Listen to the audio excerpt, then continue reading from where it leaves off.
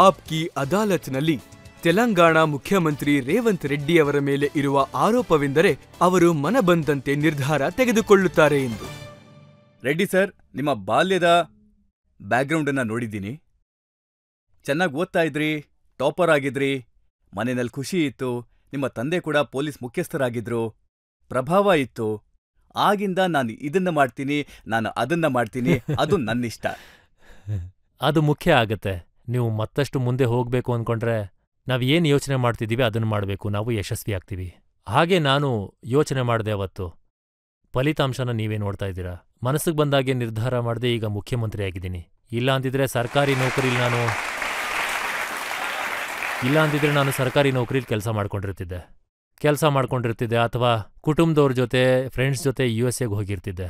USA software engineer ಆಗಿ ಅಥವಾ ಬೇರೆ ಏನಾದರೂ ಕೆಲಸ ಮಾಡ್ಕೊಂಡಿರ್ತಿದ್ದೆ. ಇವತ್ ನಾನು ಏನು ಅಂತ ಒಂದು ಫಲಿತಾಂಶ ನೋಡ್ತಿದ್ದೀವಿ. ಇದು ನಿಜನಾ? ಬಾಲ್ಯದಲ್ಲಿ ಸಾಕಷ್ಟು ಚೇಷ್ಟೆ ಮಾಡ್ತಿದ್ರೆ, ಆದ್ರೆ ಸಿಕ್ಕು ಬೀಳ್ತಾ ಇರ್ಲಿಲ್ವಂತೆ. ಈಗ ಸಿಕ್ಕಾಕೊಂಡಿಲ್ಲ ಅಂತಿದ್ರೆ ನಾನು ಹೇಗ್ ಚೇಷ್ಟೆ ಮಾಡ್ತಿದ್ದೆ ಅಂತ ಗೊತ್ತಾಗ್ತಿತ್ತು ಹೇಳಿ. ಸಿಕ್ಕಾಕೊಂಡಿದ್ದಿದ್ರೆ ಗೊತ್ತಾಗ್ತಿತ್ತು ನಾನು ಚೇಷ್ಟೆ ಮಾಡ್ತಾ ಇದ್ದೆ ಅಂತ. ನಾನು ಸಿಕ್ಕಾಕೊಳ್ಳಿಲ್ವಲ್ಲ. ಬಹಳಷ್ಟು ವಿಷಯಗಳನ್ನ ನೀವು ನಿಮ್ಮ ಇಷ್ಟದಂತೆ ಮಾಡಿದ್ದೀರಾ. ನಿಮ್ಮ ತಾಯಿ ಹಳೆ ಮನೆಯಲ್ಲಿ ವಾಸ ಮಾಡೋದಕ್ಕೆ ಇಷ್ಟಪಡ್ತಿದ್ರು. ಮನೆ 30 ವರ್ಷಗಳಷ್ಟು ಹಳೇದಾಗಿತ್ತು. ಅದನ್ನ ನೀವು ಡೆಮೊಲಿಷ್ ಮಾಡಿದ್ರಿ. ಅಮ್ಮನ್ಗೆ ಹೇಳೂ ಇಲ್ಲ, ಹೈದರಾಬಾದ್ಗೆ ಕರ್ಸಿದ್ರಿ. ಹೌದು, ಅದು ತುಂಬಾ ಹಳೆ ಮನೆ. ನಮ್ಮ ತಾತ, ನಮ್ಮ ಅಜ್ಜಿ ಇದ್ದಂಥ ದೊಡ್ಡ ಕುಟುಂಬದ ಮನೆ ಅದು. ತುಂಬಾ ಜನ ಇರ್ತಾ ಇದ್ವಿ. ನಾವ್ 7 ಜನ ಸಹೋದರರು, ಒಬ್ಳು ಸಹೋದರಿ. ನಾವ್ 7 ಜನ ಸಹೋದರರು ಹೊರಗಡೆ ಬಂದ್ಬಿಟ್ಟಿದೀವಿ. ಕೆಲವರು USA ಹೋದ್ರು, ಕೆಲವರು ಹೈದ್ರಾಬಾದ್ಗೆ ಹೋದ್ರು, ಮತ್ತೆ ಕೆಲವರು ಹಳ್ಳಿಲೇ ಇದ್ದಾರೆ. ಅಮ್ಮ ಒಬ್ಬರೇ ಇರ್ತಾ ಇದ್ರು. ಅಂದ್ರೆ ಹಳೆ ಮನೆ ಆಗಿದ್ದಿದ್ರಿಂದ ಮೇಂಟೆನೆನ್ಸ್ ಜಾಸ್ತಿ ಆಗ್ತಾ ಇತ್ತು. ಅಮ್ಮ ಹೇಳ್ತಾ ಇದ್ರು ನನ್ನ ಜೀವ ಇರೋವರೆಗೂ ನಾನು ಇಲ್ಲೇ ಇರ್ತೀನಿ ಅಂತ. ನಾನು ಯೋಚನೆ ಮಾಡ್ದೆ, ಸಂಕಟ ದೂರ ಮಾಡಬೇಕು ಅಂತ ಹೈದರಾಬಾದ್ಗೆ ಬರಕ್ಕೆ ಹೇಳ್ದೆ. JCPನ ಕಳಿಸ್ದೆ, ಮನೆನೆಲ್ಲ ಒಡ್ಸಾಕ್ದೆ. 1 ವಾರ ಆದ್ಮೇಲೆ ಅಮ್ಮನಿಗೆ ಗೊತ್ತಾಯ್ತು. ಆಗ ಮನೆ ಒಡೆದಾಕಿದ್ದೀನಿ ಅನ್ನೋದು ಅಮ್ಮನಿಗೆ ಕೋಪ ಬಂತು. ಮನ್ಸಿಗೆ ಬಂದ ಹಾಗೆ ಮಾಡಿದ್ದಾರೆ ಅಂತ. ನಿಮ್ಮ ಪ್ರೀತಿ ವಿಷಯದ ಬಗ್ಗೆ ನಾನು ಒಂದು ಕೇಳಿದ್ದೆ. ಇಂಟರ್ ಕಾಲೇಜ್ನಲ್ಲಿ ಹುಡುಗಿನ ಮೆಚ್ಚೋದಕ್ಕೆ ತಮ್ಮ ಕೈಲಾದಷ್ಟು ಪ್ರಯತ್ನ ಮಾಡಿದ್ರು.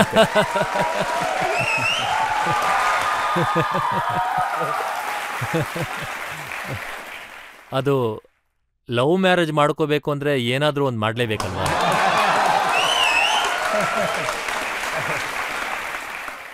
ಆದ್ರೆ ನಾನ್ ಕೇಳ್ಪಟ್ಟಿದ್ದೆ, ಹುಡುಗಿ ತಂದೆ ತಾಯಿ ಅದನ್ನ ಒಪ್ಪದ ಕಾರಣ ಅವರು ಹುಡುಗಿನ ಡೆಲ್ಲಿ ಕಳಿಸಿದ್ರು ನಿಮ್ಮಿಂದ ಕಾಪಾಡೋದಕ್ಕೆ. ಡೆಲ್ಲಿ ಎಷ್ಟು ದೂರ ಇದೆ? 7 ಸಮುದ್ರದ ದೂರ ಇದ್ರೂ ಕೂಡ ಈಗಿನ ಕಾಲದಲ್ಲಿ ಹೋಗ್ಬಿಡ್ತಾರೆ. ಇನ್ನು ಡೆಲ್ಲಿ ಎಷ್ಟು ದೂರ ಇದೆ ಮಹಾ? ಕಳಿಸಿದ್ರು ಡೆಲ್ಲಿಗೆ, ನಾನು ಡೆಲ್ಲಿಗೆ ಬಂದಿದ್ದೆ, ಆಗ್ಲೇ ನೋಡಿದ್ದೆ ನಾನು. ಹಾಗೆ ಇವತ್ತು ನೀವು ಕರೆದಿದ್ದೀರಾ. ಹಾಗಾದ್ರೆ ಹೇಗ್ ಮದ್ವೆ ಮಾಡ್ಕೊಂಡ್ರಿ? Love come arrange marriage. ಅದು ನಾವು ಲವ್ ಮಾಡಿದ್ವಿ, ಅವರು ಮ್ಯಾರೇಜ್ಗೆ ಅರೇಂಜ್ ಮಾಡಿದ್ರು. ನಿಮ್ಮ ಬ್ಯಾಕ್ಗ್ರೌಂಡ್ ಅನ್ನ ನೋಡಿದ್ರೆ ನೀವು ಒಳ್ಳೆಯ ಒರೇಟರ್, ಪೇಂಟರ್, ರೈಟರ್, ಥಿಂಕರ್ ಕೂಡ. ಹಾಗಿದ್ದು ನೀವು ರಾಜಕೀಯಕ್ಕೆ ಯಾಕೆ ಬಂದ್ರಿ? ರಾಜಕೀಯ ನಮ್ಮ ದೊಡ್ಡಣ್ಣ ಪೊಲೀಸ್ ಡಿಪಾರ್ಟ್ಮೆಂಟ್ನಲ್ಲೇ ಇದ್ರು. ನಿಮ್ಗೆ ಗೊತ್ತಿದೆ ನಮ್ಮ ಊರಿನ ಬಗ್ಗೆ, ನಮ್ಮ ಊರು ಹೇಗಿದೆ ಅಂತ ಹೇಳಿ. ನಮ್ಮ ಊರು ಹೇಗಿದೆ ಅಂದರೆ ಅಲ್ಲಿ ಸುಮಾರು 2000ದಷ್ಟು ಜನ ಪಾಪ್ಯುಲೇಷನ್ ಇದೆ ಅಂತ ಅನ್ಕೋಬೋದು. ನಮ್ಮ ಹಳ್ಳಿ ಫ್ಯಾಕ್ಷನ್ ವಿಲೇಜ್. ನಮ್ಮ ಹಳ್ಳಿ ಜನದ ಜೊತೆ ಯಾವಾಗಲೂ ಈ ದಾಯಾದಿಗಳಿಂದ ಲೂಟಿ, ಮರ್ಡರ್ ಇಂತಹದ್ದೇ ಎಲ್ಲ ಬ್ಯಾಕ್ಗ್ರೌಂಡ್ಸ್ಗಳಿರ್ತಾ ಇತ್ತು. ನಿಮಗೂ ಎಲ್ಲ ಗೊತ್ತಿರುತ್ತೆ. ಆ ಅಪ್ಪನಿಗೂ ಕೂಡ ಮರ್ಡರ್ ಕೇಸ್ನಲ್ಲಿ ಕನ್ವಿಕ್ಷನ್ ಆಗಿತ್ತು ಸೆಷನ್ ಕೋರ್ಟಲ್ಲಿ.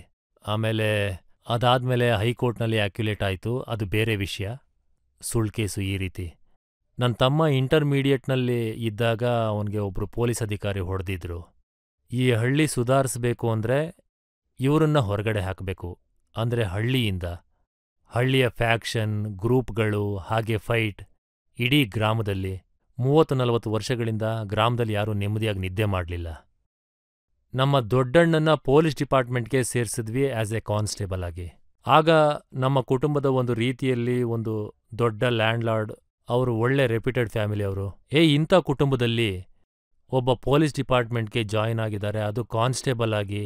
ಏನದು? ಎಷ್ಟೋ ದಿನ ಸಂಬಂಧಿಕರು ಕೂಡ ಬಂದೇ ಇರಲಿಲ್ಲ ನಮ್ಮನೆಗೆ. ಅಯ್ಯೋ, ಇವ್ರಿಗೆ ಇಷ್ಟು ಚಿಕ್ಕ ಕೆಲಸ ಮಾಡೋಂಥದ್ದು ಏನಿದೆ ಅಂತ. ಅದಕ್ಕೆ ನಮ್ಮ ಅಣ್ಣ ಯೋಚನೆ ಮಾಡ್ದ, ಇವರೆಲ್ಲ ನಮ್ಮ ಮಾತು ಕೇಳಬೇಕು ಅಂದರೆ ನಾನು ರಾಜಕೀಯಕ್ಕೆ ಬರಬೇಕು ಅಂತ. ರಾಜಕೀಯದಿಂದ ಮಾತ್ರ ನಾವು ಎಲ್ಲನೂ ಮಾಡಬಹುದು ಅನ್ಕೊಂಡ. ಅದಕ್ಕೆ ನಮ್ಮಣ್ಣ ನಮ್ಮನ್ನ ಆ ಹಳ್ಳಿಯಿಂದ ಕರ್ಕೊಂಡು ಬಂದು ಅವನು ಎಲ್ಲಿ ಕೆಲಸ ಮಾಡ್ತಿದ್ನೋ ಅಲ್ಲಿ ನಮಗೆ ಓದಕ್ಕೆ ಸೇರಿಸ್ದ. ಯಾಕಂದ್ರೆ ಆಗ ಯಾರೇ ರಾಜಕೀಯ ವ್ಯಕ್ತಿಗಳು ಊರಿಗೆ ಬರಬೇಕು ಅಂತಂದ್ರೆ ಮೊದಲು ನಮ್ಮ ಮನೆಗೆ ಬರಬೇಕಾಗಿತ್ತು. ಬೇರೆ ಕಡೆ ಎಲ್ಲೂ ಹೋಗುವಂಥ ಅವಕಾಶ ಇರ್ತಿರ್ಲಿಲ್ಲ, ಯಾರಿಗೂ ಕೂಡ ಅವಕಾಶ ಇರ್ತಿರ್ಲಿಲ್ಲ. ಯಾರೇ ಓಟ್ ಕೇಳಬೇಕು ಅಂದ್ರೆ ನಮ್ಮ ಮನೆಗೆ ಬರಬೇಕಿತ್ತು, ಯಾರೇ ರಾಜಕೀಯ ವ್ಯಕ್ತಿ ಬರಬೇಕು ಅಂದ್ರೆ ನಮ್ಮ ಮನೆಗೆ ಬರಬೇಕು, ಯಾವುದೇ ಪೊಲೀಸ್ ಆದರೂ ನಮ್ಮ ಮನೆಗೆ ಬರಬೇಕು. ಕೇಸ್ ಆದಮೇಲೆ, ಆ ಘಟನೆ ಆದಮೇಲೆ ಜನಗಳ ಮನೆಗೆ ಬರೋದೇ ಬಿಟ್ಬಿಟ್ರು. ಆಗ ಅಣ್ಣ ಯೋಚನೆ ಮಾಡ್ದ, ನಾವು ಕೂಡ ಯಾಕೆ ರಾಜಕೀಯ ನಾಯಕರಾಗಬಾರ್ದು ಅಂತ. ನಾನು ಯೋಚನೆ ಮಾಡ್ದೆ ಯಾಕಾಗಬಾರ್ದು ಅಂತ. ಆದ್ರೆ ಅದಕ್ಕೇನೆ ಮುಖ್ಯಮಂತ್ರಿ ಆಗ್ತೀನಿ ಅಂತ ನೀವು ಯೋಚಿಸಿದ್ರಾ? ಮುಖ್ಯಮಂತ್ರಿ ಬಗ್ಗೆ ನಾನು 2009ರಲ್ಲಿ ಯೋಚನೆ ಮಾಡಿದ್ದೆ. ತೆಲಂಗಾಣ ಆಗ್ತಿದೆ, ತೆಲಂಗಾಣ ಆದಮೇಲೆ ನಾನು ಮುಖ್ಯಮಂತ್ರಿ ಆಗ್ತೀನಿ ಅಂತ. ಅದಕ್ಕಿಂತ ಮೊದಲು ನಾನು ನಾಯಕನಾಗೋದಕ್ಕೆ ಪ್ರಯತ್ನ ಪಟ್ಟಿದ್ದೆ. ಈಗ ನಾನು ಆಗಿದ್ದೀನಿ. ಇವತ್ತು ನಮ್ಮ ದೊಡ್ಡಣ್ಣ ಇಲ್ಲ. ನಾನು ಯೋಚನೆ ಮಾಡಿದೆ ರಾಜಕೀಯಕ್ಕೆ ಬರಬೇಕು ಅಂತ. ಇಷ್ಟು ಬಂದೆ. ಕಾನ್ಫಿಡೆನ್ಸ್ ಎಲ್ಲಿಂದ ಬಂತು ನೀವು ಮುಖ್ಯಮಂತ್ರಿ ಆಗ್ತೀನಿ ಅಂತ? ನನ್ನ ಯೋಚನೆ ಬಗ್ಗೆ ಕ್ಲಾರಿಟಿ ಇದೆ. ಚಂದ್ರಬಾಬು ನಾಯ್ಡು ಮುಖ್ಯಮಂತ್ರಿ ಆಗಬಹುದು, ವೈ.ಎಸ್. ರಾಜಶೇಖರ್ ರೆಡ್ಡಿ ಮುಖ್ಯಮಂತ್ರಿ ಆಗಬಹುದು, ನಾನ್ಯಾಕಾಗಬಾರ್ದು ಅಲ್ವಾ? ಅವರು ಕೂಡ ಮಿಡಿಲ್ ಕ್ಲಾಸ್ನವರೇನೆ, ಅವರು ಕೂಡ ರೈತರ ಕುಟುಂಬದವರು. ನಾನ್ಯಾಕಾಗಬಾರ್ದು? ನೋಡಿ, ತುಂಬಾ ಜನ ಹಣ ಸಂಪಾದನೆ ಮಾಡೋದಕ್ಕೆ ರಾಜಕೀಯಕ್ಕೆ ಬರ್ತಾರೆ. ಆದ್ರೆ ನೀವು ನಿಮ್ಮ ಮನೇನ ಕೆಡವಿ ಇಲ್ಲಿಗೆ ಬಂದ್ರಿ, ಪ್ರಾಪರ್ಟಿನ ಮಾರಿ ಚುನಾವಣೆ ಸ್ಪರ್ಧಿಸಿದ್ರಿ ಅಂತ ಕೇಳ್ಪಟ್ಟೆ. ಏನಾದ್ರೂ ಪಡ್ಕೋಬೇಕು ಅಂದ್ರೆ ಏನಾದ್ರೂ ಕಳ್ಕೊಳ್ಳೇಬೇಕಲ್ವಾ? ಪ್ರಾಪರ್ಟಿನ ಯಾವಾಗ ಬೇಕಾದ್ರೂ ತಗೋಬಹುದು, ಆದ್ರೆ ರಾಜಕೀಯದಲ್ಲಿ ಸೋತ್ ಹೋದ್ರೆ ಎಲ್ಲವೂ ಕಳ್ಕೊತೀವಿ. ಎಲ್ಲ ಹೋದ್ರೆ ಪ್ರಾಪರ್ಟಿ ಇದ್ದೇನು ಪ್ರಯೋಜನ? ಆದ್ರೆ ನಿಮ್ಮ ಹೆಂಡತಿ 1500 ಕೋಟಿ ಪ್ರಾಪರ್ಟಿ ಮಾರಿ ಚುನಾವಣೆಗೆ ಸ್ಪರ್ಧಿಸೋಕೆ ತಯಾರಾಗಿದ್ರ? ಕೆಲವೊಮ್ಮೆ ನಾವು ಎಲ್ಲನೂ ಹೆಂಡ್ತಿಗೆ ಹೇಳಿ ಮಾಡೋದಕ್ಕಾಗಲ್ಲ, ಎಲ್ಲ ಮಾಡಿದ್ಮೇಲೆ ಹೆಂಡ್ತಿಗೆ ಹೇಳಬೇಕು ಅನ್ಸುತ್ತೆ. ನಿಮ್ಗೆ ಅಮ್ಮನ್ಗೂ ಹೇಳುವಂತ ಅಭ್ಯಾಸ ಇಲ್ಲ, ಹಾಗೆ ನಿಮ್ಮ ಹೆಂಡತಿಗೂ ಕೂಡ ಹೇಳೋ ಅಭ್ಯಾಸ ಇಲ್ಲ. ಕೆಲವೊಂದು ವಿಷಯಗಳು ಹಾಗೇ ಇರ್ತವೆ, ನಾವು ಮಾಡಿದ ಮೇಲೆ ಹೇಳಬೇಕಾಗತ್ತೆ. ಎಲ್ಲದಕ್ಕೂ ಪರ್ಮಿಷನ್ ತಗೋಬೇಕು ಅಂದ್ರೆ ಅಷ್ಟು ಸುಲಭ ಆಗೋದಿಲ್ಲ, ಸಲೀಸಾಗಿ ಏನು ಸಿಗಲ್ವಲ್ಲ. ಅಸಾದುದ್ದೀನ್ ಓವೈಸಿ ಹೇಳಿಕೆನಲ್ಲಿ ನಾನು ನಿಮ್ ಬಗ್ಗೆ ಓದಿದ್ದೆ. ಅವರು ನಿಮ್ಗೆ ಹೇಳಿದ್ರು ನೀವು RSS ಅಣ್ಣ, ಹಾಗೆ ಇವರು ಕಾಂಗ್ರೆಸ್ಸಿಗರಲ್ಲ, ನಿಜವಾದ RSS ಚಡ್ಡಿ ಅವರು ಅಂತ. ನಾನು ಇದು ಕೂಡ ಹೇಳಿದ್ದೆ, ಲಿಕ್ಕರ್ ಪಾರ್ಟಿ ನಿಕ್ಕರ್ ಪಾರ್ಟಿ ಒಂದಾಗಿದ್ದಾರೆ ಅಂತ. ಲಿಕ್ಕರ್ ಪಾರ್ಟಿ ಅಂದ್ರೆ BSR, ನಿಕ್ಕರ್ ಪಾರ್ಟಿ ಅಂದ್ರೆ BJP. ಈ ಎರಡರ ಬಗ್ಗೆನೂ ಸಂಶೋಧನೆ ಮಾಡ್ತಾರೆ ಅಸದುದ್ದೀನ್ ಓವೈಸಿ ಅವರು.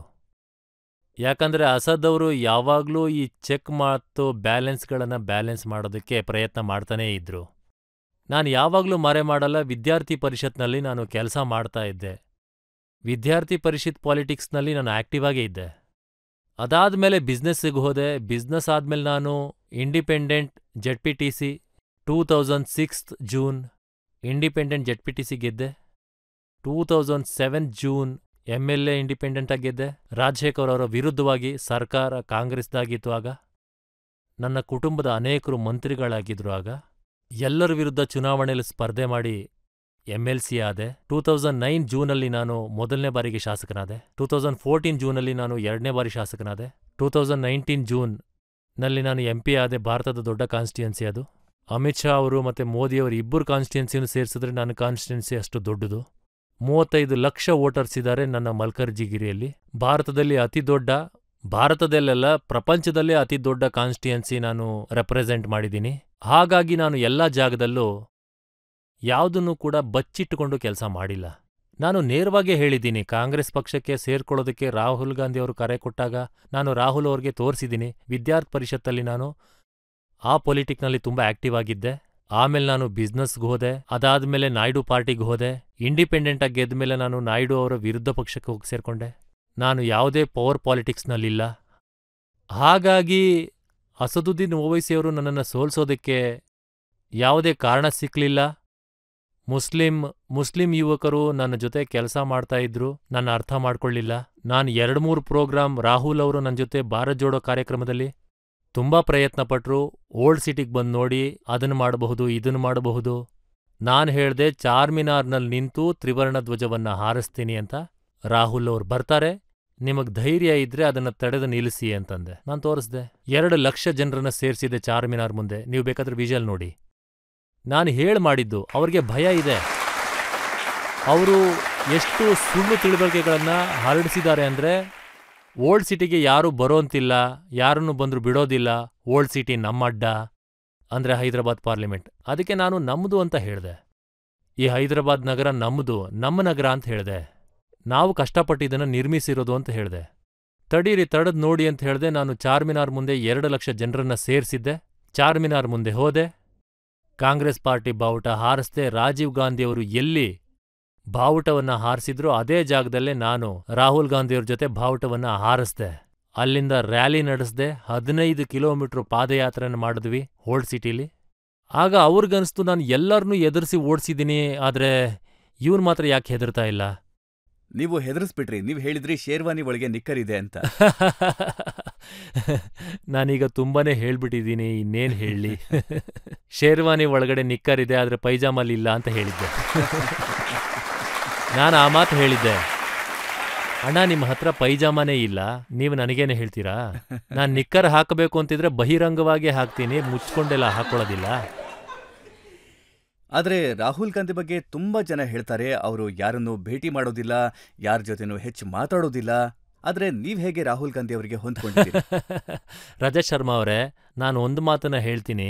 ರಾಹುಲ್ ಗಾಂಧಿಯವ್ರ ಬಗ್ಗೆ ನನ್ನ ಅಬ್ಸರ್ವೇಷನ್ ಪ್ರಕಾರ, ನನ್ನ ಪಾಯಿಂಟ್ ಆಫ್ ವ್ಯೂ ಅಲ್ಲಿ, ಬೇರೆಯವ್ರ ಅಬ್ಸರ್ವೇಷನ್ ಏನಿದೆಯೋ, ಅವ್ರ ಪಾಯಿಂಟ್ ಆಫ್ ವ್ಯೂ ಏನಿದೆಯೋ ನನಗೆ ಗೊತ್ತಿಲ್ಲ. ಹೆಚ್ಚಿನ ಜನ ಅಂದ್ರೆ 99% ರಾಹುಲ್ ಗಾಂಧಿಯವ್ರನ್ನ ಭೇಟಿಯಾದ ತಕ್ಷಣ ಅವರಿಂದ ಯಾವ್ದಾನ ಒಂದು ಸ್ಥಾನವನ್ನ ಕೇಳೋದಕ್ಕೆ ಪ್ರಯತ್ನ ಮಾಡ್ತಾರೆ. ಅಪ್ಲಿಕೇಶನ್ಗಳನ್ನು ತಗೊಂಡು ಹೋಗ್ತಾರೆ. ಸರ್, ನಾನು PCC ಅಧ್ಯಕ್ಷನಾಗಬೇಕು, AICC ಸೆಕ್ರೆಟರಿ ಆಗಬೇಕು, ನಾನು ಮುಖ್ಯಮಂತ್ರಿ ಆಗಬೇಕು, ಮಂತ್ರಿ ಆಗಬೇಕು. 2 ನಿಮಿಷದಲ್ಲೇ ಅವ್ರಿಗೆ ಅರ್ಥ ಆಗ್ಬಿಡುತ್ತೆ ಇವರು ಯಾವ ಅಜೆಂಡಾ ಹಿಡ್ಕೊಂಡು ಬಂದಿದ್ದಾರೆ ಅಂತ. ಪರ್ಸನಲ್ ಅಜೆಂಡಾ ಇದ್ರೆ 2 ನಿಮಿಷ ಆದ್ಮೇಲೆ ಮಾತಾಡೋದಕ್ಕೆ ಏನಿರುತ್ತೆ? ಸರಿ, ನಾನು ನೋಡ್ತೀನಿ ಅಂತ ಕಳಿಸ್ಕೊಟ್ಬಿಡ್ತಾರೆ.